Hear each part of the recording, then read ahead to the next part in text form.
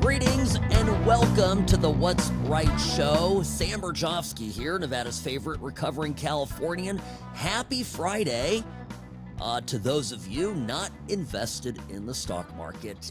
Yet another bad day on Wall Street. Now, I'll get to all of this tariff stuff here in a moment. I want to tell you something. Every single Democrat that is screaming criticisms at the top of their voice of Donald Trump's agenda has, at one point or another in time, said very similar things to the policies that Trump is now enacting. Democrats have, for these past 30-plus years, been the party of supporting the quote-unquote middle class. They have been the party of support for the quote-unquote working class. They have been the party that has supported balancing out trade. They have been against free trade. They have talked about this over and over again. In fact, they have run on it time and time again. There are hundreds of hours of tape of prominent Democrats making precisely the same arguments that Trump is making now. The only difference is that Trump is doing it. They never did. And there are two reasons for this. Number one, the Democratic Party is the party of talk and no action. That much is manifestly true. The second part of this is, of course, that the Democratic Party is bought and paid for by Wall Street. I made this point yesterday here on the What's Right Show. I told you, the billionaires on Wall Street, the big investment houses, they don't care how many factories, how many workers, how many Americans are screwed just so they can make $1 of profit. They don't care that Foxconn basically imprisons its workers in manufacturing cities, and as long as they produce the iPhone cheaply, that's it. That's all that matters. So that Apple, a darling stock of Wall Street, can continue to go up, up, and away. For many years, Americans have suffered and have been sacrificed, quite frankly, at the altar of big profits in corporate America. Now Trump is rebalancing the equation. It's going to be painful. And I'm even watching some Republicans and supposed supporters of Donald Trump who are wobbling on this and beginning to panic. And I get it. I won't tell you how much, but this week my net worth dropped considerably. And guess what? I am able to detach my personal needs, my personal finances for what I believe is right for the country. And that's the difference between me and so many of these bozos that have spent their lives in Washington and literally go with the wind, say whatever they're going to say, just to get elected. But when it comes time to doing, they're nowhere to be found. This, by the way, is my chief criticism of Cory Booker and his 25-hour filibuster stunt in the Senate this week. He's just cemented the Democrats' legacy as the party of blah, blah, blah. That's all they do. They talk. There's a Democrat that could talk for 25 hours. Give the man a gold star. Good job, Cory. Well done, Senator. You did it. But what the hell did he actually say? And what the hell is he actually going to do? And the short answer to that is a hell of a lot of nothing. That's what the Democratic Party is. Now, this is an enormously risky business, this tariff stuff. I'm not going to sugarcoat it. I told you yesterday that I think there's going to be pain all year. And I think we can start to see the benefits of this at the end of the year. Now, the problem with that is Americans we want to have things done now. We want success immediately.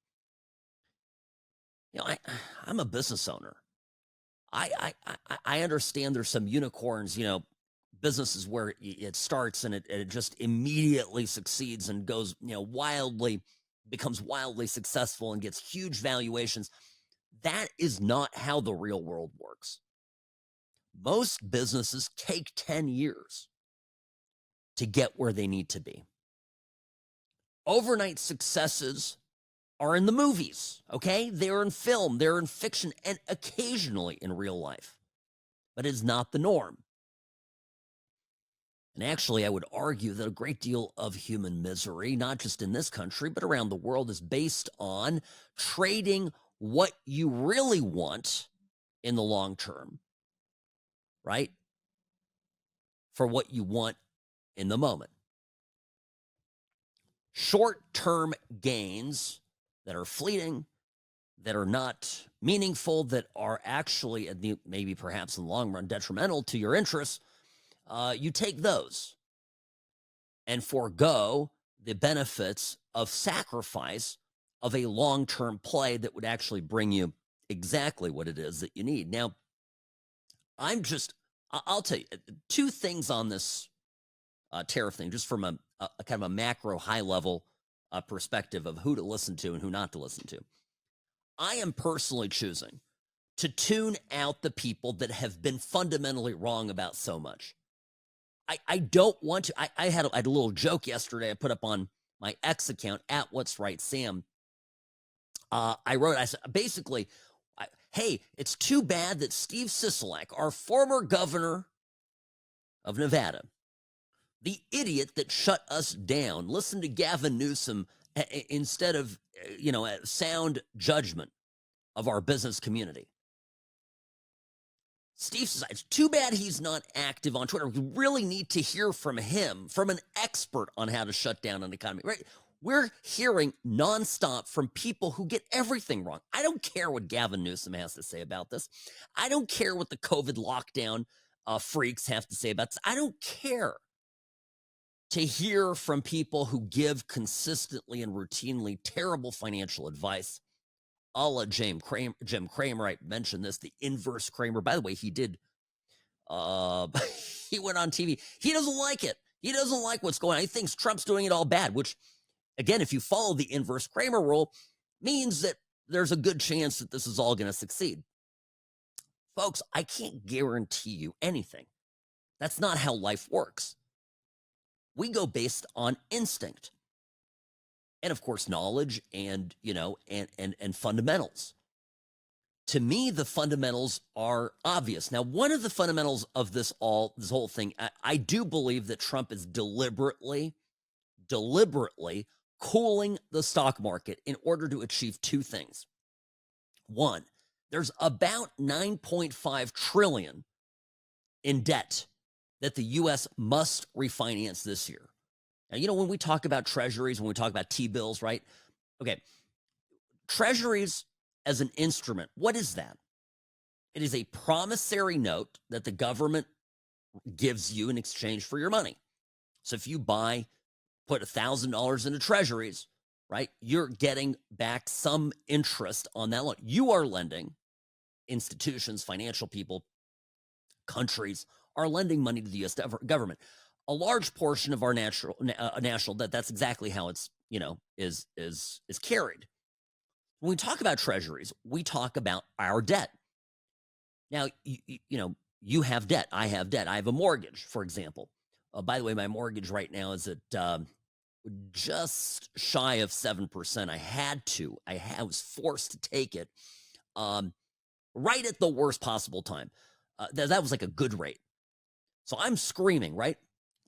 I got to tell you, and I know you think the same. If you had a 7% mortgage, some of you may, like me, guess what?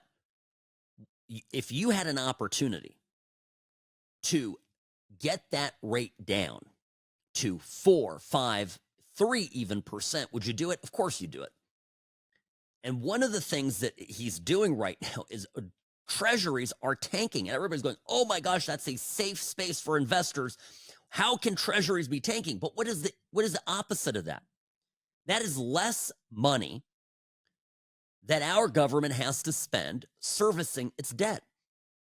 Trump's a leverage guy. He understands the miracles of leverage, and he understands financing in a way that Joe Biden doesn't understand even an ice cream cone. So what he's doing is he is absolutely crapping on the 90%, again, it's rough numbers. It's actually even worse than this, but about 10% of the country owns 90% of the stock. So he is sacrificing the top 10%. It's actually about 6 or 7, top 10% of the country and their financial well-being in order to help right-size the debt. At the same time, Doge is happening, which is all about cutting the deficit, cutting spending. If those two things can happen, guess what's going to happen to interest rates? Well, interest rates will immediately, the Fed will be forced to do a rate cut, which is going to be great for business. It's going to be great for you. It's going to be great for me. This is hugely beneficial. And the other thing that's going to happen is you're going to suddenly create an environment that now you have a much better launching point to go from, and an economy that has fundamentals that can improve. And that's even before you bring, in factories and hire workers and do the stuff that is much more long-term. Nobody is saying this. Well, the Trump people are, they're explaining it, but people on the radio, a lot of them don't understand economics. They've never run a business. They just talk into a microphone. I'm not, pointing at anybody in particular, but it's true. Well, I'm a businessman. I'm an attorney, and I do, this is really my hobby, which is, which gives me a benefit when I'm talking about the stuff that's more real world. All right, they're making faces at me. Quick break. Sam Mirejovsky, News Talk 840 KXNT. The What's Right show's brought to you by Sam and Ash Injury Law. In a crash, call Sam and Ash, 702-820-1234, because you deserve what's right. I'm the best. Personal injury law has been the same for a long time. The best. Big egos, greed, and sleazy schemes. We've had enough. Welcome to Sam and Ash, the new standard for personal injury law, where things are done the right way, because you deserve a team that delivers real support and results. When you have both, your whole world can change. Sam and Ash Injury Law, because you deserve what's right. By the way, folks, people asking me what I'm doing with my investments, my Wall Street investments in this crisis.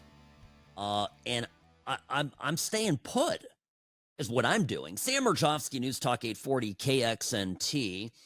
I remember there's a great Buffett quote. Warren Buffett, the legendary investor, was once asked about how much he lost in a financial crisis. And he responded, nothing, because I didn't sell. All of the fundamentals of what Trump intends to do, for me personally, I believe will create a far better economy than what we had in the last 4 years. The last 4 years under Biden was a fiction. It was fake. It wasn't real. We were pumping liquidity into the market. Now we're doing the opposite. We're actually withdrawing money from circulation. Everybody's freaking out. Market is constricting. But the net reality is it's going to be the most unbelievable counterforce to inflation. So every dollar that you have is going to be worth more. It's going to have greater purchase power. And everybody that's out there saying, well, the tariffs, this is the biggest tax increase, et cetera, just wait how that plays out. Like I said, I think there's going to be this year is going to be painful. But the economy that we build on this is one that is going to be immensely better for us, for our kids, our grandkids, our great-grandkids. We are in the midst of the most profound turnaround in our country's history, potentially. Certainly since the Civil War. Now, Democrats critical of Trump have been saying very similar things to what Trump is now doing. Many years. And of course, they never did anything about it. In fact, they ran on these silly promises that they were making, right? And then immediately, once elected, became shills of Wall Street and globalism. Here's Nancy Pelosi, 1996, talking about trade deficits in the U.S. She obviously seems concerned about it. How far does China have to go before members of this House of Representatives will say, I will not endorse the status quo? Right now, we have a $34 billion trade deficit with China, the 1995 figure. It will be over $40 billion for 1996. Since the Tiananmen Square massacre, this figure has increased 1,000%, from $3.5 billion then to about $34 billion now. In terms of tariffs, I think it's interesting to note that the average U.S. MFN tariff on Chinese goods coming into the United States is 2%, whereas the average Chinese MFN tariff on U.S. goods going into China is 35%. That doesn't seem fair, does it, Nancy? Well, Nancy Pelosi agrees, right? And then, by the way, she's getting into the jobs part, right? The exports, that's just tariffs. Look at exports. 5%. Is that reciprocal? No, it's not. On exports, China only allows certain industries into China, of U.S. Industries into China, and therefore only 2% of U.S. exports are allowed into China. On the other hand, the U.S. allows China to flood our markets with a third of their exports, and that'll probably go over 40%. Yep. And it's limitless Sure because did. we have not placed any restriction. In terms of jobs, this is the biggest and cruelest hoax of all. Yeah, listen to this. Not only do we not have market access, not only do they have prohibitive tariffs, not only are our exports not let in very specifically, but China benefits with at least 10 million jobs from U.S.-China trade. Yeah. Now, let me say something. What year? 1996. Isn't this in right smack dab in the middle of the Bill Clinton presidency? Bill Clinton ran as what? The candidate that was going to feel your pain. Turns out he was there to feel up your wife, but that's a separate matter. He felt your pain in 1992. The minute he got into office, he became a Mr. Globalist, free trade guy, China most favored nation status, blah, blah, blah, NAFTA, right? I could go on and on. In fact, I think Bill Clinton's fairly clear now that he was bought and paid for by the Chi-Coms.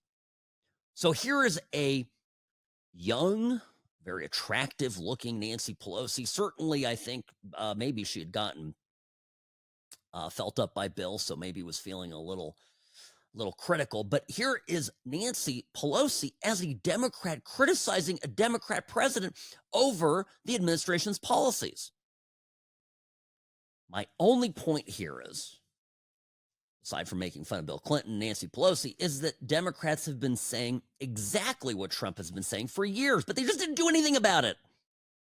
Here's Bernie Sanders in 2008. Further, what they have said is that we need to not worry about manufacturing in America because what we should establish is a policy of unfettered free trade. We don't need tariffs.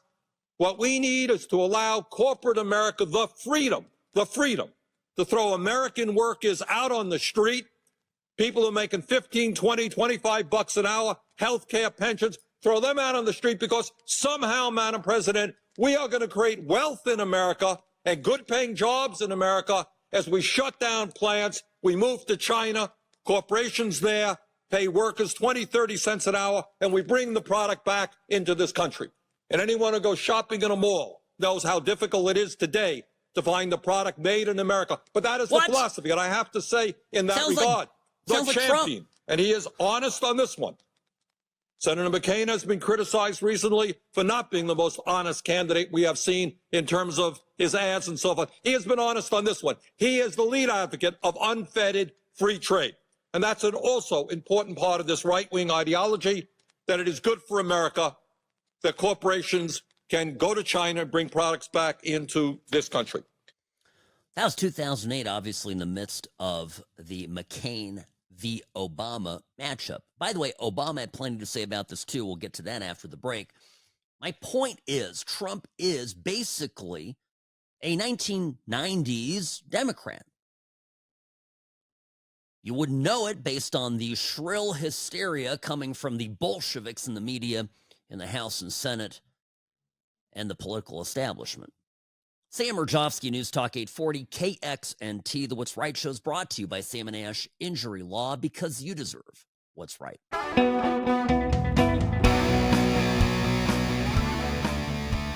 Greetings, hi, Sam Mirejovsky here behind the What's Right microphone. Greetings, friends. Welcome to the program. Happy Friday. As I was mentioning earlier, if you have stocks, if you have investments, don't open your don't open your E-Trade account today. Don't look. By the way, this is not financial advice. This is just a little lighthearted humor over the markets. Oh, what a week. Absolute bloodbath. And I'm just going to repeat this one point. By design, Trump and Scott Bessent have said consistently that they intended to do this. One of the key reasons, of course, is the it's $9.2 trillion in U.S. debt that has to be refinanced this year. If it's rolled into 10-year bonds, every single basis point drop in rates saves, guess how much? About $1 billion a year. So, a half a point drop saves $500 billion over a decade. Is that significant? Yeah, that's significant. Notice how much of our deficit and our growing debt is the debt service on that debt. So how do you do this? How do you push yields down when you've got this sticky inflation problem, right? You manufacture uncertainty. You sweep in tariffs. You spook the markets. You trigger a sell-off. Money exits and floods into long-term treasuries. Experts are calling this, people that actually know what they're doing on the economy, a deliberate detox to cool the economy and refinance costs. This is pretty straightforward. So Bessent has this 3-3-3 plan to get growth up. And one of the critical things, of course, in that is getting the deficit spending down, okay, which is cutting costs, which is what Doge is doing, which intends to shave off about $1 trillion by September 25th, but possibly even sooner. It could be as early as May. So that's one part of it. And then, of course, second is to right-size trade, but it's also to simply to be able to refinance our debt. It's the most critical thing. Everybody that is panicking here doesn't understand that there's a much bigger play at stake. But ideologically, what bothers me about everybody criticizing Trump is, again, I think a lot of these people are criticizing Trump for the sake of criticizing Trump. The Democratic Party has decided that the orange man is Hitler, and therefore anything that orange Hitler does needs to be stopped. And the problem with that is, what if orange Hitler is right? What if orange Hitler is doing exactly what Democrats have said they should do, the country should do, as a matter of policy for years, but then didn't do it? Because they're all a bunch of fake, phony, all-talk losers. Well, you don't even have to go back that far. I mean, I did go back to 1996 and Nancy Pelosi, and 2008, Bernie Sanders basically saying that McCain, in the midst of a presidential election against Barack Obama, again, 2008, right? Bernie Sanders saying, well, my friend Senator McCain is right about a lot of things. He lies about a lot, but he's right about trade and how damaging free trade is to the American worker. So there's that interesting point. Here's Barack Obama. This is the person who ended up winning for president. Again, ran on a platform of caring about the poor, caring about the working class, blue collar workers, blah blah blah. So here he is in 2012 talking again, right, it was 4 years as a globalist in his first term, and then all of a sudden talking to Mitt Romney, because Romney, of course, was a investor guy, hedge fund guy, was able to paint himself now as some sort of champion of the working class person. Obama's starting to sound a little like Trump here. Not gonna lie. We had a tire case in which they were flooding us with cheap domestic tires or cheap Chinese tires, and we put a stop to it, and as a consequence, saved jobs throughout America. I have to say that Governor Romney criticized me for being too tough in that tire case. Said this wouldn't be good for American workers and that it would be protectionist. But I tell you, those workers don't feel that way. They feel as if they had finally an administration who was going to take this issue seriously. Well, he took it seriously, didn't he? He did one little thing, showed it a little Obama talky talk, and then nothing. The Rust Belt got rustier. Factories shut down.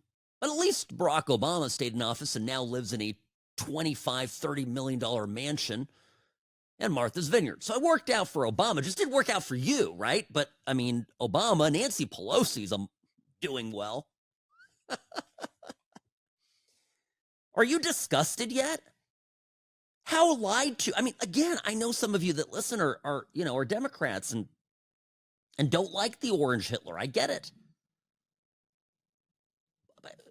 So were all these Democrats wrong then? Or were they right then? I don't know.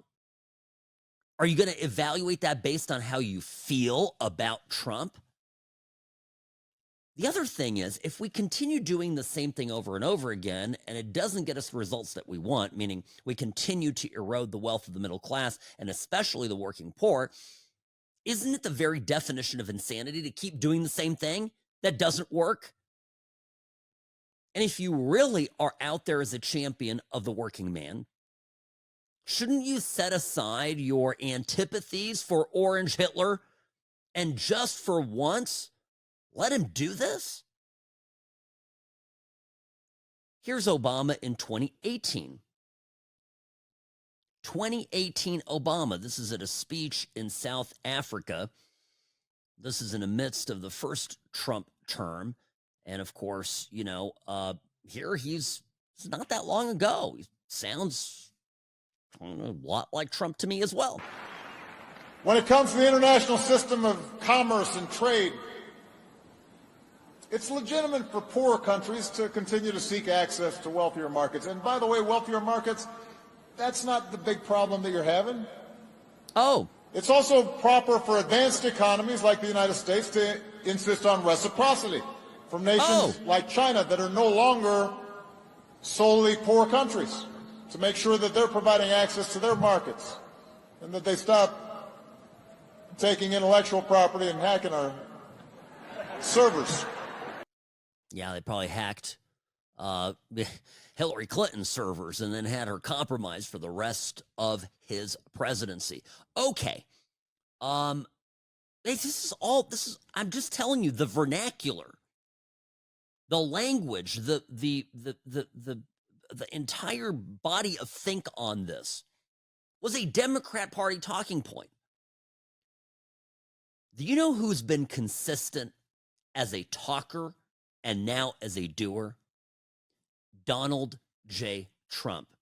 And even if you profoundly disagree with this man and think that he's Orange Hitler, you at least have to give him credit that he was consistent from the beginning and that he acts on what he believes, which is a completely different take on this. Honestly, from just revolutionary. We've never seen anything like this from a politician in the country. Here is Trump on a little talk show run by a lady this is back in 1988. I think her name is Oprah Winfrey. Here's Trump getting asked on what he would do. What would you do differently, Donald? I'd make our allies, forgetting about the enemies you can't talk to so easily, I'd make our allies pay their fair share. We're a debtor nation. Something's going to happen over the next number of years with this country, because you can't keep going on losing $200 billion, and yet we let Japan come in and dump everything right into our markets and everything. It's not free trade. If you ever go to Japan right now and try to sell something, forget about it, Oprah. Just forget about it. It's almost impossible. They don't have laws against it. They just make it impossible. They come over here, they sell their cars, their VCRs, they knock the hell out of our companies. And, hey, I have tremendous respect for the Japanese people. I mean, you can respect somebody that's beating the hell out of you, but they are beating the hell out of this country. Kuwait, they live like kings. The poorest person in Kuwait, they live like kings. And yet they're not paying. We make it possible for them to sell their oil. Why aren't they paying us 25% of what they're making? It's a joke. This sounds like political presidential talk to me, and I know people have talked to you about whether or not you want to run. Would you ever? Probably not, but I do get tired of seeing the country ripped off. Why would you not? I just don't think I really have the inclination to do it. I love what I'm doing. I really like it. Also, it doesn't pay as well. No, it doesn't. But, you know, I just probably wouldn't do it, Oprah. I probably wouldn't, but I do get tired of seeing what's happening with this country. And if it got so bad, I would never want to rule it out totally, because I really am tired of seeing what's happening with this country, how we're really making other people live like kings, and we're not. You've said, though, that if you did run for president, you believe you'd win. Well, I don't know. I think I'd win. I tell you what, I wouldn't go in to lose. I've never gone in to lose in my life. And if I did decide to do it, I think I'd be inclined. I would say that I would have a hell of a chance of winning, because I think people, I don't know how your audience feels, but I think people are tired of seeing the United States ripped off. And I can't promise you everything, but I can tell you one thing. This country would make one hell of a lot of money from those people that for 25 years have taken advantage. It wouldn't be the way it's been, believe me. He's talking in 1988 the same way he is talking now. And April 4th, or I would say 2 days ago, on Wednesday, Liberation Day, in 2025. It's crazy. It's over 30 years ago. So the great ripoff, when he's talking about the previous 25 years of countries ripping us off, now it's really a total of over 50 years of this going on. So I'm posing the same question again. If you try the same thing for 50 years and it doesn't produce good results, in fact, year over year, decade over decade, the poor get poorer, the middle class keeps shrinking, and the rich get richer, you know, do you keep doing it? Do you keep doing it just for the sake of the stock market going up and up and up and up consistently and never having a bad month, 6 months, or a year? I think we know the answer to it.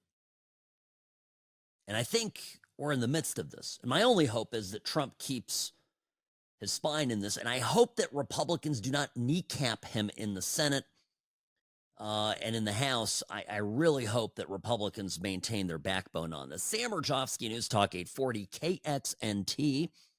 Be back in just a moment.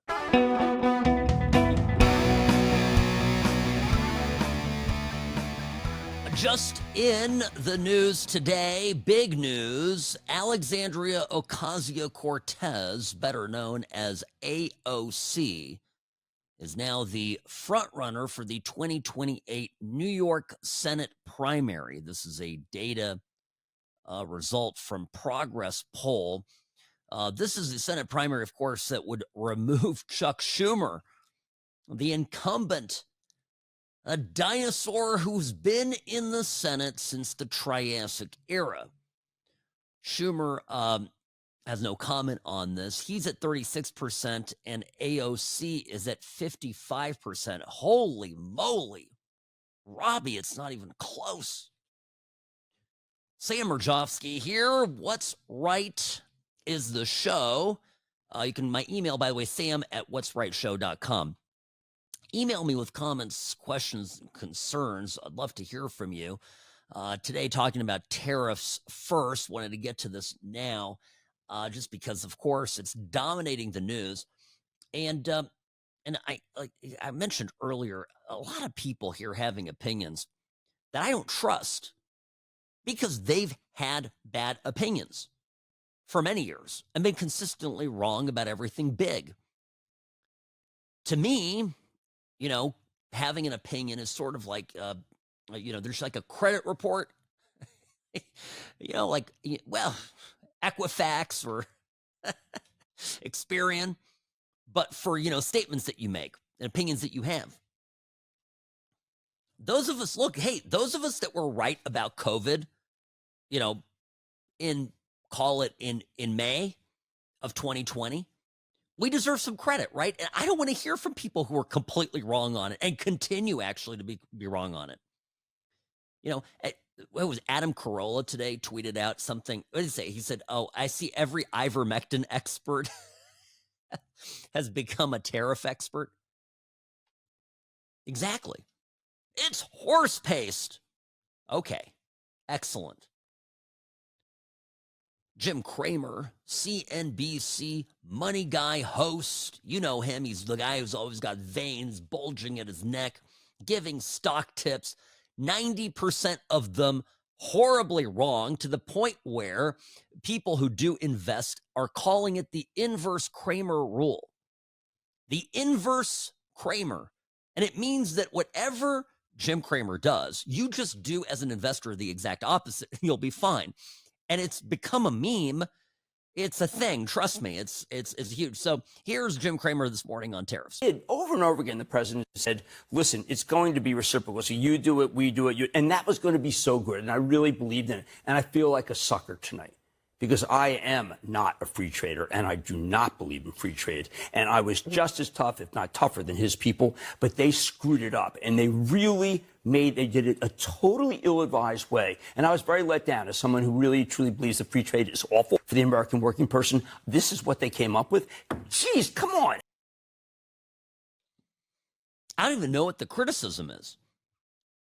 Again, I mean, I think the mentality, the paradigm that I think Wall Street people have and politicians have because they're in the pocket of the Wall Street people is you have to have soft landings. You are going to have markets that go up and go down, and it is the purpose of the Federal Reserve, of the wise men and women that are managing the money flowing in our economy, to see to it that the highs don't get too highs and the lows don't get too low. And so they kind of look like a Wizard of Oz. They're behind the curtain, pulling and pushing on various levers to see that the economy goes up. It goes up a little bit of extra liquidity here, print a little money there, pull a little money back. Constant work to maintain the economy where they think it ought to be. My thinking has always been completely different. Get the hell out of the way, all right? Let business develop, okay, and do what it does. Let people go out there with a profit incentive. But you've got to protect domestic production, because if you don't have manufacturing and production in your own country, and we found this out, by the way, during COVID, when supply chains were effed, we have a national security problem, among other things. But certainly national security problem and, of course, erosion, consistent erosion over time of the middle class and the working class. And if you don't have a middle class, if you don't have a working class that can buy a home, eventually you don't have a country. Because it can't just be, the top 10% living well and everybody else, not making it. I've visited countries, by the way, like that. I've done a fair amount of traveling, and you go to Mexico. There's a country that the top 10% live pretty dang well. Actually, some of them a lot better than me. But the 90% of the country, right? Is that the economy that we want? Is that who we want to be? So it's just important.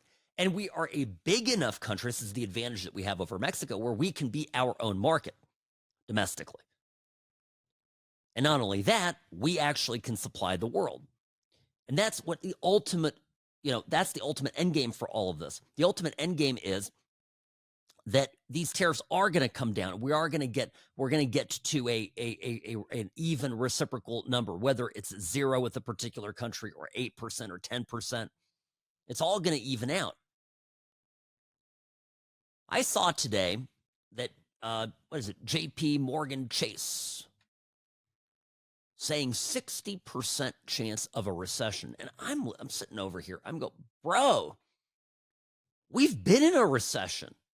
It's just been artificially kept out of that danger zone. What's Trump doing? He's ripping off the Band-Aid. Bessent, who's a smart guy, Treasury Secretary, goes, listen, what we're going to do is we're just going to rip the Band-Aid off. We're going to wreck the markets. We're going to come in and we're going to rebuild it. This is not what politicians want because it creates enormous economic instability, which creates political instability, which creates a lot of pressure and problems on people. The mood in the House of Representatives was described this morning by Jake Sherman as dark. Good. They have all been living like kings while ordinary Americans have been getting effed the last 4 years. Good. Mood is dark. Good. The only thing that would darken my mood here is if Trump gave up. By the way, I got to talk about the shadow cabinet. Do you know what a shadow cabinet is?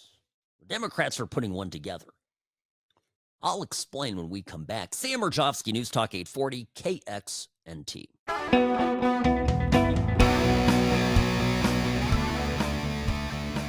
Greetings, friends, and welcome to the What's Right show. Sam Mirejovsky here, Nevada's favorite recovering Californian. Rarely wrong, always right. Here on News Talk 840 KXNT.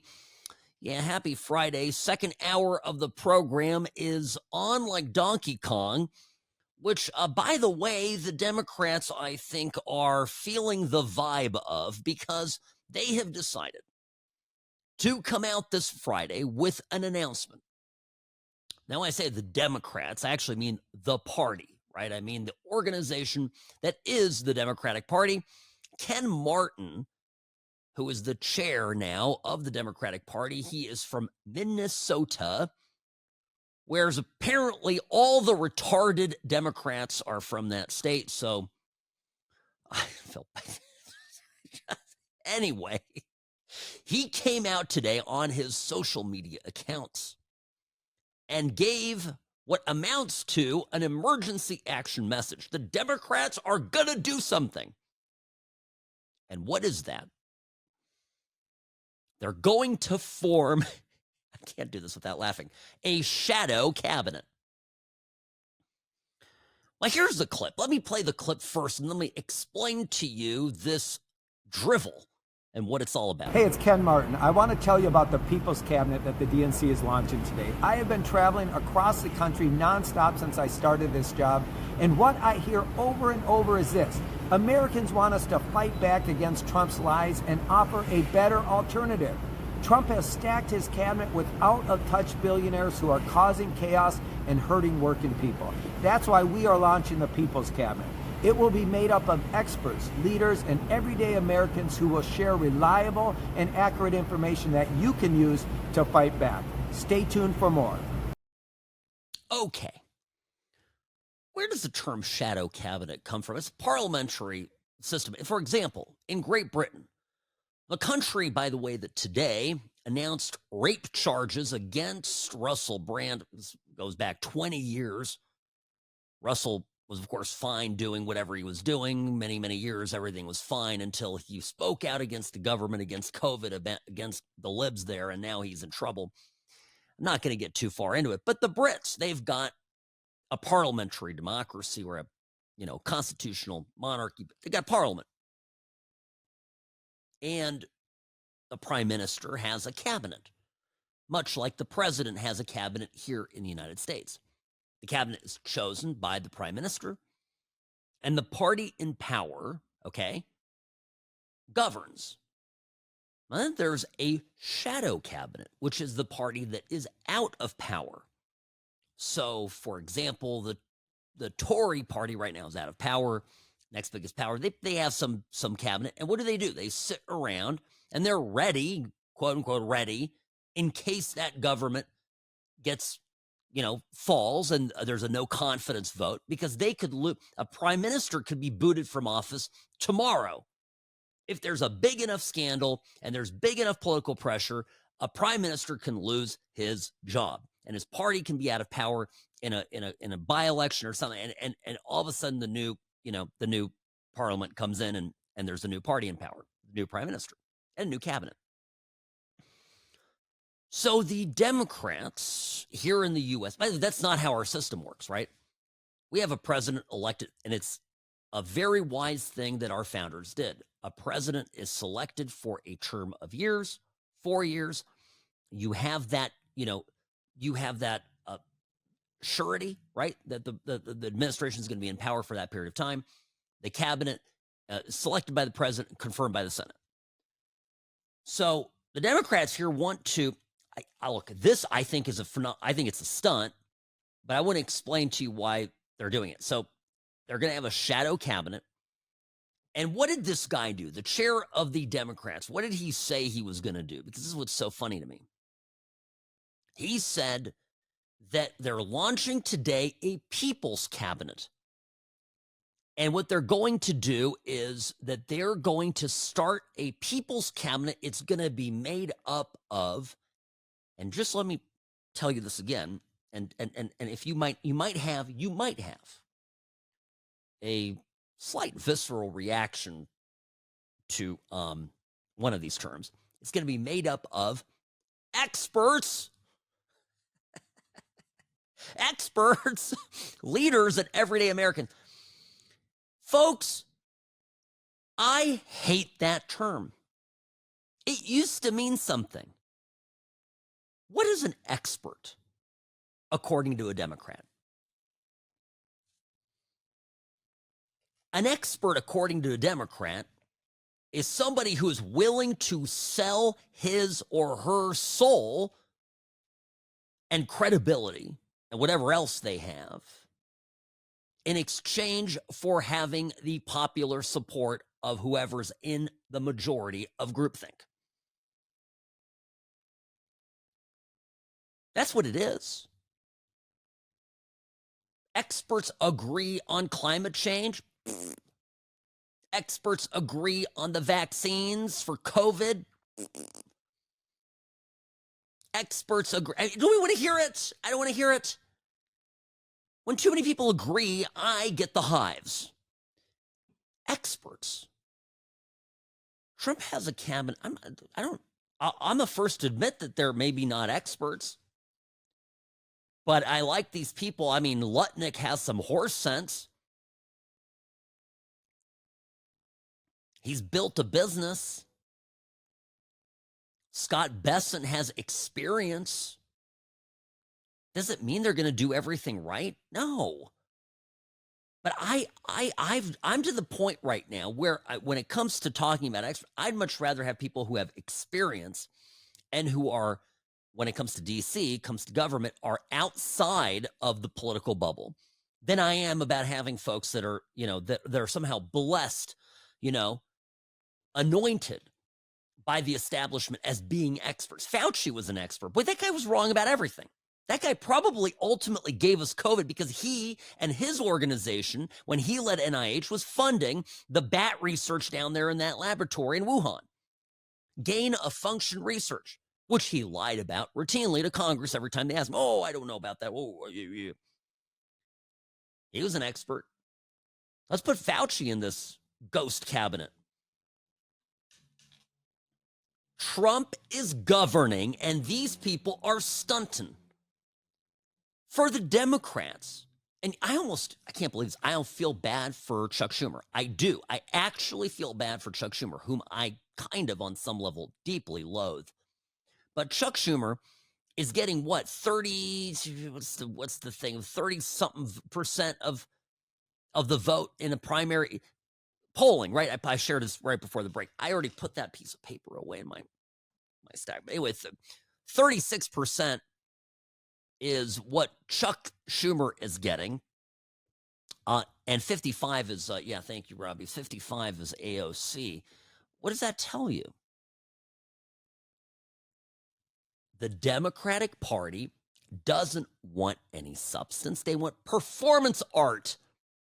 AOC is performance art. She's not a real doer. What has she accomplished in her time in that? Well, she built up a huge social media following. Don't you remember when she held a town hall this last cycle in her district in New York, and people showed up and were angry at her, like Democrats, like all these grungy looking, nasty looking hippies and degenerate, Democrats from New York, all the people that would, if they could, execute Trump on the spot. And they turned on her because she doesn't do anything. But the Democrats love her because they love the talk, which is why the chair of the Democratic Party is staking his future here, political future on we're going to create a shadow cabinet. We're going to have our panel of experts and proven leaders like Buttigieg, maybe. Proven leaders talk about what they would do if they, in a fictitious universe, would come to power. You know what I have to say to this guy? Bro, you guys were in charge for 4 years. You had your pick of the litter. Biden was non-compos mentis. You could have had whoever was running that, the Privy Council, if we're gonna use odd British terms to describe fictions within our own government. We have a shadow government. We have a Privy Council. The Privy Council that ran the Biden administration, whoever they were, God knows. They had how long? They had 4 years. Everything went to hell. Our military went to hell. Our economy went to hell. But prices, but gosh, back to my mortgage, 7%. Thank you, Joe Biden. But Joe Biden made money. Top Democrats made money. Nancy Pelosi and AOC both became wealthier over the last 4 years. The only people left out in the cold are you and me. And that's how this political thing works. It's a complete and total racket. The Dems are doubling down on it, which is what they do. And, I'm sitting here and I'm going, well, okay. Keep at it. Just keep at it. To me, this shadow cabinet is just one more thing like Cory Booker and his 25 hours of, and Frank Luntz and every other, wannabe Republican going, oh, this was the moment. Oh, the Democrats, they found their voice, their leader. Oh, this is so great. Man, I can't, I'm always astounded. I really do this show as a public service, and I don't operate it for a profit or anything like that. I have to tell you, I'm astounded by how many people talk for a living, give their opinions about the world and about politics and about economy and about finance for a living, and how wrong they are time and time again. Astounding. And here I am giving it away for free. Jeez. Sam Mirejovsky, News Talk 840, KXNT. The What's Right show is brought to you by Sam & Ash Injury Law. In a crash, call Sam & Ash 702-820-1234 because you deserve what's right. The Sam & Ash team, they wanted me to have the best care. They had my interests at heart. I have an enormous amount of gratitude. I cannot say enough thank you.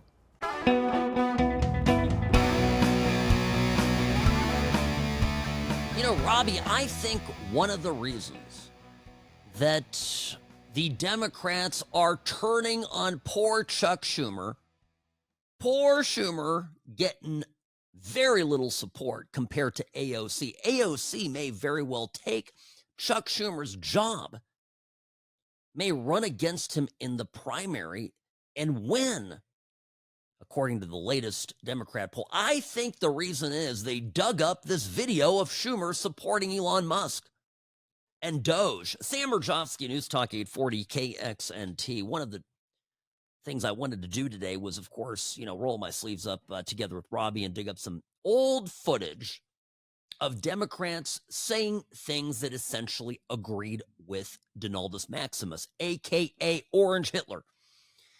And by the way, somebody's going to tune in and never have heard my show before and just tuned into the part where I'm ranting about Orange Hitler and go, who is this guy?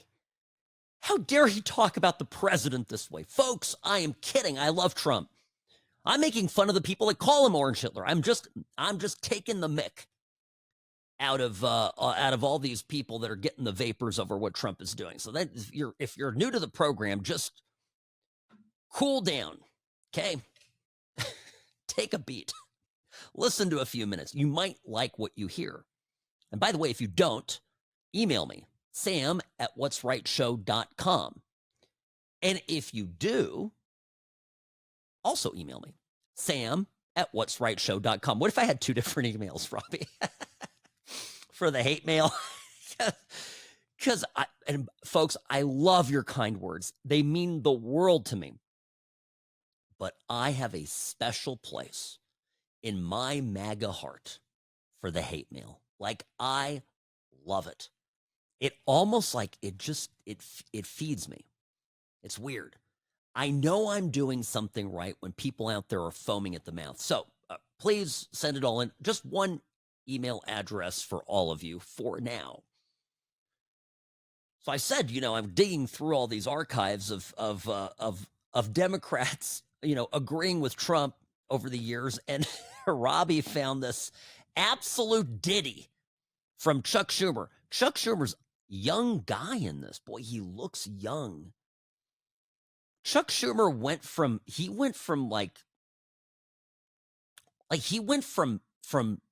movie Gene Hackman to just before death Gene Hackman in a very short period of time. Both him and I understand age comes for all of us. You have to know when to sunset, though. You need to know when to quit. Nancy Pelosi hanging on and still being in the House, even though she should be, relaxing in one of her 7 homes. Same with Chuck Schumer. It's hard to watch. Oh, I'm on the Republican side, too. Look, it's not an age thing. Trump is, I want Trump stamina, my goodness. But I'm digressing here. Okay. Chuck Schumer here, 1996, talking on the floor of the Senate. A, he sounds like a Republican.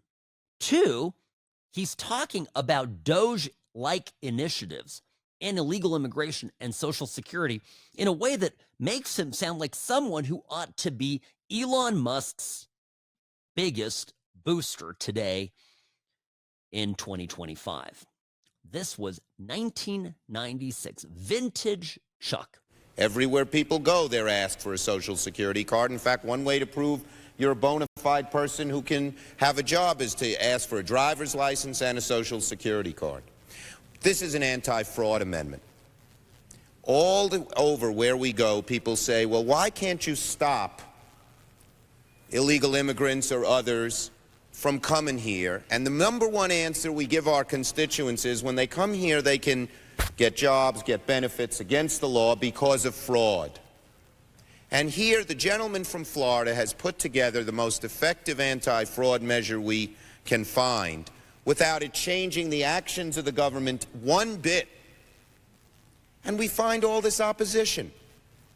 Ladies and gentlemen of this chamber, what I worry about is that this bill, which started out with good intentions, whether you agree with it or disagree with it, is going to end up being the same kind of thing that the public gets angry with us on. We say we're doing something, and we do nothing. Because every time someone makes a rational and small proposal to get something done, people say, well, what about this hypothetical, that hypothetical, etc. I urge support of this amendment. If you believe you want to stop fraud in immigration, you have no choice but to support this amendment. My goodness. Is he talking about fraud and waste? Is he talking about protecting Social Security from fraud and waste? Is he talking about making it more difficult for illegal immigrants to defraud the system here in the U.S.? Who is this version of Chuck Schumer? Bizarre, right?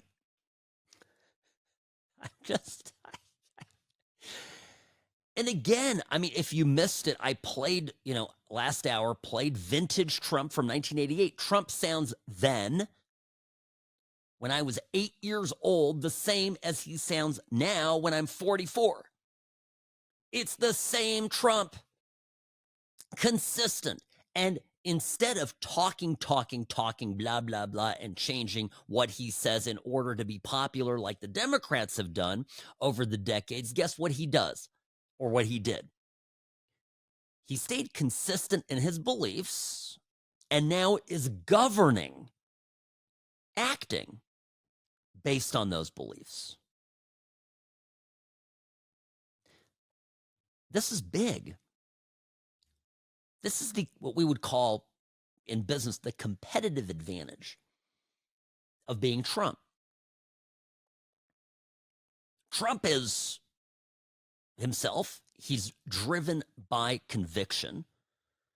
And when you're driven by conviction, you can achieve a lot. And I've said this before. I'm most concerned right now about Trump wobbling, about him weakening, about people coming to him and saying, hey, oh my goodness, like it's a political bloodbath. The reason Trump has to do this now is because the turnaround has to come well before the midterms. I believe, and Bessent believes, by the way, and I think Lutnick believes it too, that the turnaround can start to happen at the end of the year, in Q4 of 25. Okay, let's say it happens in Q1 of 26, a year from now. We're actually right now 4 days into Q2, but you get my point. If it happens within the year, what will Republicans have to run on going into the midterms? My God. But some people, it's a bit of a gamble. A lot of folks worried about losing their jobs in Congress. Trump is driven by his convictions. He knows what he wants to do. And for this reason, I think he's not going to wobble. All right, folks, got to take a break here. Bottom of the hour, Sam Mirejovsky, News Talk 840 KXNT. The What's Right show is brought to you by Sam & Ash Injury Law, because you deserve what's right.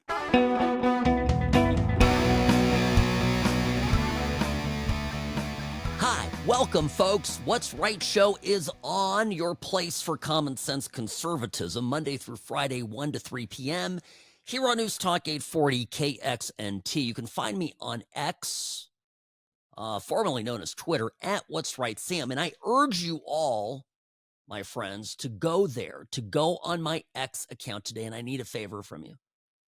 I don't do this often. I don't ask you for things directly, but I'm going to do it right now. And don't worry, I don't need any money, and I don't want your Apple stocks. For those of you here in Las Vegas and beyond who care about decency, about ending wokeness, and about having your voice heard, I want you to go on IHateChange.org, but somebody has started here in the community, a UNLV fan, a guy named Mike, started a petition on change.org to have Hey Reb, the poor, unfortunate mascot of UNLV that was canned in 2021 because some perceived him to be traced back to the Confederacy. All this was not true, of course. So Hey Reb got booted. This was just following the summer of George. I've talked about this. Anyway, when you go on X, it's free to sign up. You just put in your email. It's Elon Musk's company. He's not going to steal your Social Security, I promise you. You go on there and you can be anonymous. You can have a name. It doesn't have to be your actual name. But go on there, please, and find what's right, Sam. This morning, I posted again. You'll see in my timeline, you'll see a logo of Hey Reb. And first of all, if you've lived here for some time in Vegas, your heart may skip a little beat because you'll be like, I've missed you, Reb. But Hey Reb's there, and right below it, as the first comment that I made, the following tweet, as it's called, is the petition. Please go on there, click on it, and please go on there. It's just so important. I'm going to continue to talk about this for weeks now. I am so upset about this, and I'm we're in a different place today than we were 4 years ago. And I have to tell you, I thought about this a lot, and when we did all these cancellations, and we're removing all these mascots, and there are a lot of examples of this, right? A lot of examples, from the Washington Redskins to the Cleveland Indians, collegiate sport teams. Okay, we had there's been this enormous push to change mascots. And it's all from the perception that these mascots are somehow insensitive. And it's almost always, without fail, driven by a small percentage of rabble-rousers. I'm not even going to say overly sensitive people who are deliberately making mountains out of molehills to try to push us. Now, for the umpteenth time, I just really quickly want to tell you, the Rebels nickname originated in the 50s. UNLV is an offshoot from UNR, right? UNR is the original University of Nevada. Well, okay, now UNR in Reno. That was the first one. And we are we rebelled against the North. So it was a playful jab. And in 76, the logo, it was way before then, actually. It was Beauregard the Wolf, and it was a playful, kind of poke at UNR's wolf pack. Okay. So we had our Beauregard the Wolf down here and whatever, but he was in a rebel uniform, and he was named after a Confederate general. Beauregard the Wolf was canceled. In 76, the student senate voted to get rid of him. But the Rebels nickname was retained. Okay. And it was not anything to do with the Confederacy. And that's when a local artist in 1982 created Hey Reb. Hey Reb was literally a rejection of any Confederate imagery. Okay? That's what it was. I have to tell you, I'm blown up. So anyway, so a bunch of people got together here, and I talked about this at length, earlier this week. But I want you all to go on there and to do that. But I also want to say this. It's very, let me back up and say, outrage is easy. There's sometimes pictures out there, things that happen. There's huge outrage. Everybody piles on. The internet explodes, millions of views, and then we find out that whatever it was out of context. For example, about 2 weeks ago, there was a photo of a play area at a McDonald's. This play area at McDonald's showed two sad little chairs with two sad little screens, and somebody posted it and said, "This is what play areas at McDonald's look like now. Oh my gosh, how sad." Now, what was your reaction if you saw that to that? I tell you what mine was. My reaction was, oh, that is terrible. We just want to put kids in front of screens. Tracks, Makes sense. It's who we are now. A second picture later emerged, taken further back with more perspective of the room, and there's other equipment in there, and there's physical equipment, there's toys. Okay, you get the point. One little snapshot tells the whole story. Understanding and appreciating Hey Reb takes understanding and thought. You have to take a moment, be like, I have to learn a little bit about the history of this. Oh, okay. Oh, that makes perfect sense. But out of context, it's easy to just have outrage. You just need seconds. Somebody says to you, well, hey, Reb, the rebels, the Confederacy, we got to get rid of all Confederate symbols. Oh, and that's the answer. And that's how people get suckered in on this stuff. Why am I fighting for this Hey Reb mascot? I got better things to do here. We've got a country to save. I care about this because I think it is an important pushback in our city here in Las Vegas. And I know many of you listen all around the country and all around the world. And I'm very grateful for you. And I talk about national, international issues all the time, but I care about this one here locally. It's in my own backyard. And I think we have an opportunity to push back on the woke, push back on the administration at UNLV that folded because a handful of radical, crazy, lunatic idiots had a louder voice than those of us who were sensible at the time. Now, my show was I on air here? I don't even know if my show was, if it was in its infancy. I always forget exactly when we started because it was a slow start in the beginning. And we started here, of course, if you remember, it was me and Ashley, and we talked about sort of local issues, and it wasn't a political show. And then, we kind of changed things around. Those of you who have been listening for a while remember some of this history. So, I'm now, if this was happening right now, I would be screaming at the rooftop. So my point is, I want to stay on this.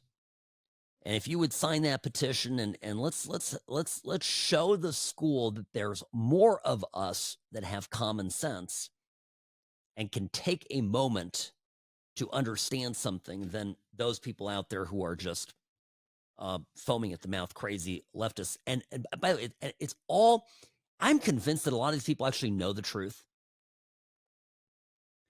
but it's a power play. If they can demonstrate that they can, by virtue of screaming and shouting, get school administrators to change something, get politicians to change something, this is how revolution works. And it's so important to push back against this. So there's that. Just wanted to put that out there. Sam Mirejovsky here, News Talk 840 KXNT. Go to my account on X, on Twitter, at What's Right Sam.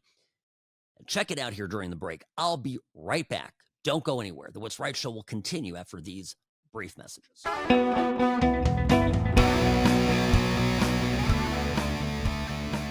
Greetings, friends. Not all bad news out there economically. U.S. payrolls rose in March by 228,000. 228,000. The Dow Jones estimated it would be 140,000. So that is significantly higher than expected. Sam Mirejovsky, News Talk 840 KXNT. Greetings, friends. Welcome to the program. Glad to be here with you. So, what to make of this?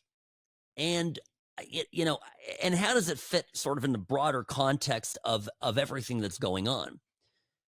I have to show you this data of jobs gained is interesting because you have to also look at the layoff announcements at the very same time. Furloughs in the federal government totaled 216,000 for the month. And the layoffs across 27 agencies in the past 2 months are north of 280,000 jobs, excuse me. So you're having two things occur sort of simultaneously. You're having, obviously, private sector jobs go up when public sector jobs go down. Now, why is this important? Public sector jobs don't produce anything for the economy. Public sector jobs if they're not important and efficient, if they don't fulfill certain critical needs that a country has. I'll give you an example. Policing. Generally speaking, right? We wouldn't have a good economy if people could just come and take over your home, right? And occupy it, and you couldn't call the police to remove them. By the way, Democrat cities and states trying that right now. It's not going too great. You need police. You need a military. You need people, planning roads. But if you have layers upon layers upon layers, 2 million odd people in the federal bureaucracy with duplicating efforts, and you've heard from Doge what that looks like. You've heard how, they've got it just at HHS, they have something like 30 different computer programs, okay? And they all have different chief information officers. It's huge duplication, huge inefficiency. Those people are all draining what? Taxpayer public dollars. And producing what? Nothing. Bupkis. Some, if not all, of those people will eventually transition, if they're not retiring, are going to transition into the public sector. And there they will produce something of use that builds wealth in the economy. Democrats have always done this. This is one of the major problems of Biden's last 4 years. They say we've added jobs, full stop. They haven't been focused on we've added jobs, X in the private sector, X in the public sector. If they broke it out and were honest about it, as they had to do then later when they revised the job figures, you saw that by far larger amounts, all of Biden's job numbers were created in the public sector. He was constantly, in every way imaginable, buying himself out of a bad economy, buying himself out of a recession. Now, this is very important. Some of the smartest people out there are looking at this as a necessary correction. And instead of a recession that sort of comes at you in spite of everything that the Fed is trying to do to keep things, make a soft landing, we are now picking the time, the place, and the mechanism by which it happens. We're in control of something that must occur. The pain felt on Wall Street today gets us back to roughly the point where Biden began dumping obscene amounts of money, of fake money, printed money, electronically created money into the economy, which put us in a recessionary spiral. It's very important to think about it this way. And the soft landing, you've heard this term, right? How many times did you hear Biden? We're going to have a soft landing in the economy. Bidenomics, trust it. We're going to have a soft landing. One of the ways that they fudged the books was the jobs. They just hired a bunch of people into the federal government. Government payrolls rose immensely in the Biden years.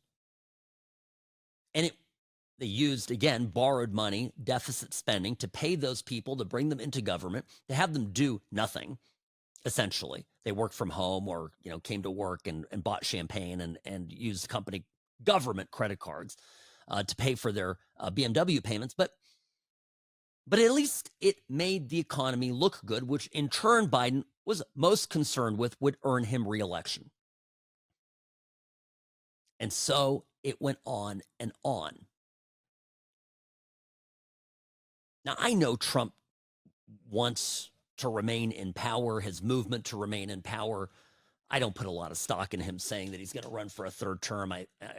I know what he's doing. He's trolling everybody, so keep talking about it. But setting J.D. Vance up for 8 years and continuing the Trump agenda, in order for that to happen, the optimal time for this bloodbath is now, to make sure that the turnaround occurs in time for the midterms. to start to see the glory of this and what it can be 2 years from now and 4 years from now, or let's say 3.5 years from now. If the economy is in a radically different place, it would take an act of God for a Republican not to win that election.